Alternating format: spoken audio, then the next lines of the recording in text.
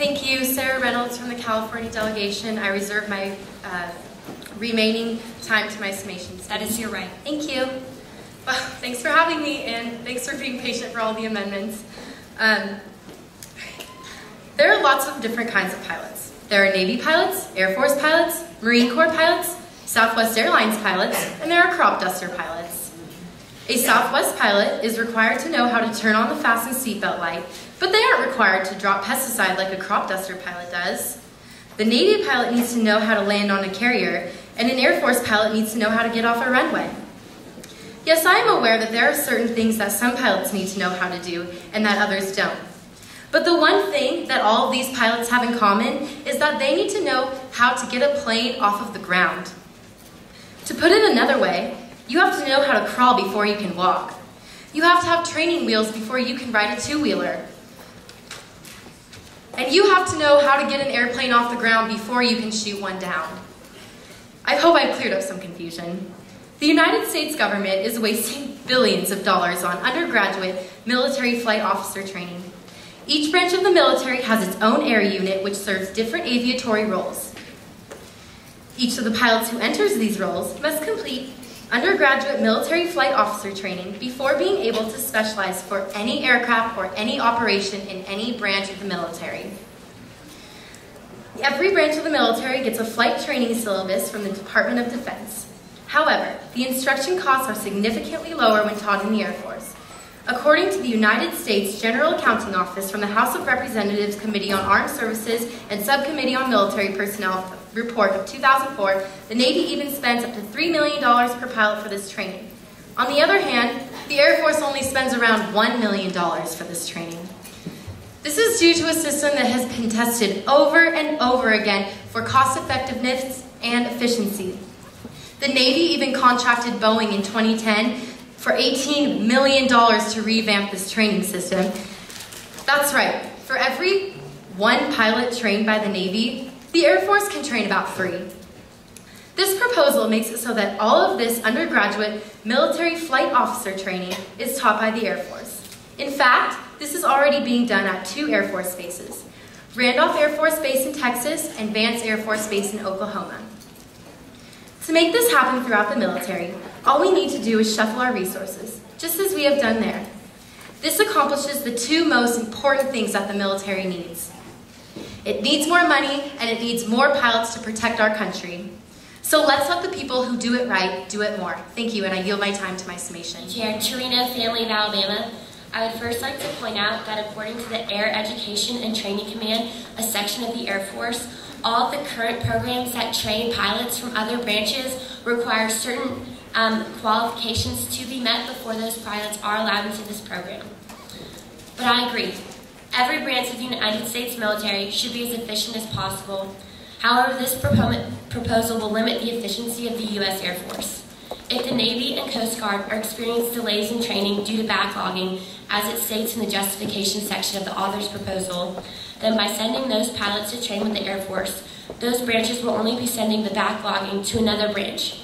In addition, to train all the pilots at Air Force basic training standards, that will require more pilots who can fly and train at Air Force standards, thus causing current qualified pilots to be taken away from the Air Force's current mission, or this will cause basic training standards to decrease due to a large influx in trainees and not enough trainers.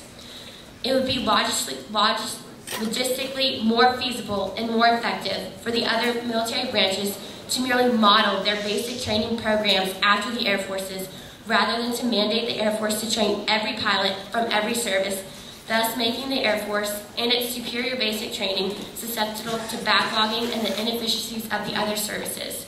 We are currently in a time of war, and by allowing this proposal, we are opening up the Air Force to a series of negative effects that could ultimately change the war we are in. The primary purpose of the Air Force is to support and protect the troops on the ground. I know that I don't want these troops to be deprived of the protection and support that they need because the Air Force is distracted because they have to train the pilots from every other service that already have basic training programs. It's not the Air Force's fault that their programs are inferior. I yield the remainder of my time to the chair. Thank you, Delegate. Minnesota Slinger, I reserve my right to yield the remainder of my time to the author's summation. That is your right. I find myself strongly in support of this bill because I believe this does exactly what we must to each and every single branch of the military. Make them the most efficient to protect our troops and the most cost efficient to protect the American taxpayer. As we look at this proposal, I find it extremely meritorious insofar as it's a proposal, setting us in a new, different direction. The Air Force does not have to train undergraduates in the same way it always has, for if we're moving more people into Air Force undergraduate training, they're obviously going to have more resources as they are saved from the cost that is burdened by the Navy training as it is, by the Army training as it is, and the inefficiency that is plaguing our military. It is because of this we will have more resources to devote to those who are flying America's planes and the general concept of how to get a plane off the ground.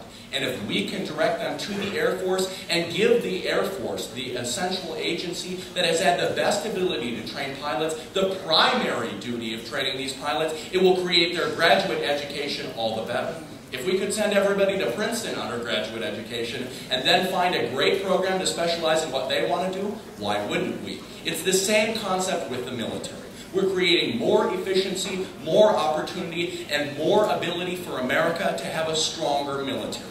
Undergraduate education in terms of the military is not something that's going to require specific requirements, but moreover we're going to be giving more opportunity to pilots, to the military, and promoting the general well-being of the strength of our military in the near and distant future.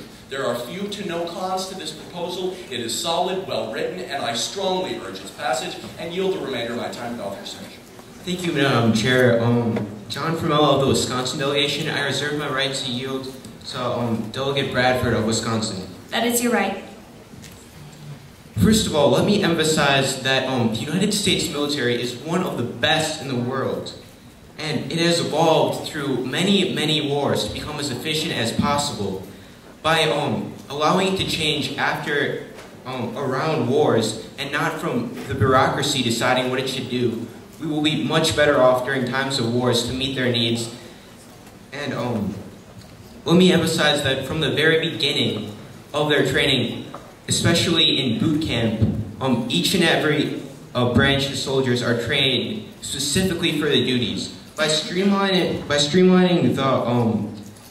the training into one academy, we will get rid of the specialization of tasks that are used. I know that the Navy and the Air Force may be similar, but the Marines work specifically with ground forces for specific amphibious assaults.